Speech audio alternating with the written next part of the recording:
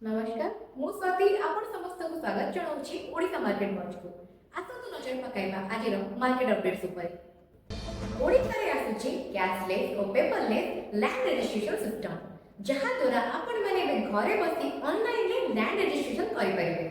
Registration office को केवल verification समय रे ही जिबा पड़िबो।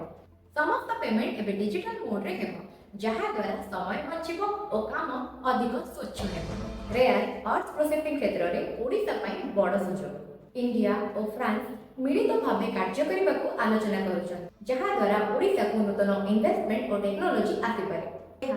शिल्प वृद्धि सह नुआ चाकरी सृष्टि करिबो। ब्रह्मपुर रेलवे स्टेशन हेबो बड़ परिवर्तन 300 कोटी इन्वेस्टमेंट रे करा जिवो स्टेशन नो आधुनिकरण जहा फल रे सदन ओडिसा रो रेलवे स्टेशन नो कनेक्टिविटी आउरी मजबूत हेबो। आज एतिकी थिला ओडिशार विकास और वाणिज्य संबंधी अपडेट्स देखु ओडिशा मार्केट वाच। धन्यवाद।